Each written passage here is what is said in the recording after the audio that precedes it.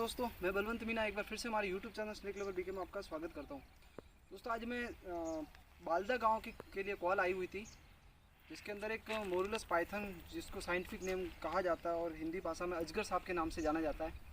तो एक मादा पाइथन है जिसकी साइज़ मिनिमम 7-8 फीट के बीच हो सकती है, जिसके अंदर हमारे साथ फॉरेस्टर भी थे और वीराराम जी मीणा जो कि शिवगंज से बिलोंग करते हैं, अंजू मैडम जी जो कि पिलवाड़ा से है, ईश्वर सिंह जी गोयली से है और साथ में और भी फॉरेस्टर थे।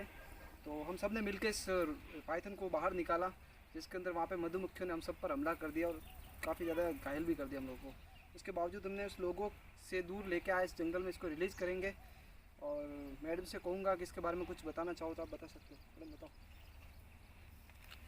मैं वनरक्षक अंजू चौहान पिनवाड़ा से हूँ और अभी कुछ दिनों से सांप के ऊपर, ख़ास तौर पे सिरोही ज़िले के जो सांप है उनके ऊपर स्टडी करती हूँ। तो आज हमें ये मिला है, ये शेड्यूल फर्स्ट का प्राणी है 1972 के एक्ट के तहत। इसका जो लैटिन भाषा में नाम है, जिसे बोटनिकल नेम कहते हैं, वो है पाइथन मोलुरस और इसे इंडियन रॉक पाइथन के नाम से भी जाना जाता है, भारतीय अजगर। ऐसे 3 प्रकार के पाए जाते हैं अलग अलग देशों में, जैसे चमकीला अजगर भी है, एक बर्मी अजगर भी है। तो अपने भारत में जो सबसे फेमस है वो है भारतीय अजगर। इसके ऊपर जो शल्क बनी हुई होती है वो हल्के भूरे रंग की, काले रंग की होती है और एक दूसरे से मिलती हुई रहती है। ऐसे ही इसी प्रकार की एक शल्क बनी होती है, डिजाइन बनी होती है, वो होती है उसके ऊपर, घोंस के ऊपर बनी होती है, लेकिन उसके और इसके आकार में परिवर्तन होता है। तो कभी कभी हम इसको पकड़ने जाते हैं तो कभी कभी हमें देखना चाहिए कि कहीं घोंस तो नहीं है या अजगर नहीं है, दोनों में हमें समानता देखनी होती है। इसके अलावा इसके जो आगे के थूथन होते हैं, इसे थूथन कहते हैं, जिससे ये लेता है। और उसके अलावा इसके पास में थोड़ा नज़दीक से इसको देखो, नाक के ऊपर जो 2 छेद हैं उसके नीचे छेद और 3 इस तरफ दिए होते हैं।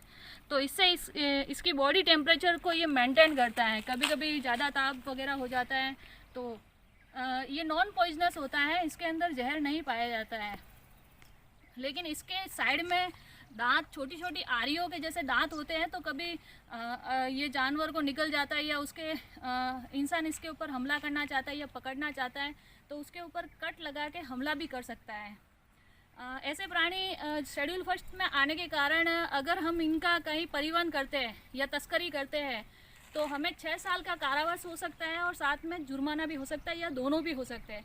तो हमें वन्य जीवों की रक्षा करनी चाहिए और इनकी हमेशा सुरक्षा देते हुए इनको सुरक्षित स्थान पे रिलीज़ भी करना चाहिए, ताकि इनको आम पब्लिक से बचाया जाए और इनकी रक्षा की जाए। तो इसी के साथ हमारे वीराराम जी है जो कि फॉरेस्ट विभाग सिरोही से है।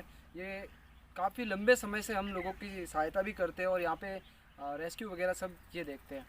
तो मैं इनसे कुछ कहना चाहता हूँ कि आप इसके बारे में कुछ बताना चाहें और अपने जीवन के बारे में कुछ बताना चाहें। आप जैसे तो जो काम कर रहे हो वो बहुत ही अच्छा काम है। फॉरेस्ट विभाग में जो जुड़े हुए लोग हैं वो अपनी 24 घंटे सेवा देते हैं और जो भी है जानवर उनको बचाने की पूरी कोशिश रहती है।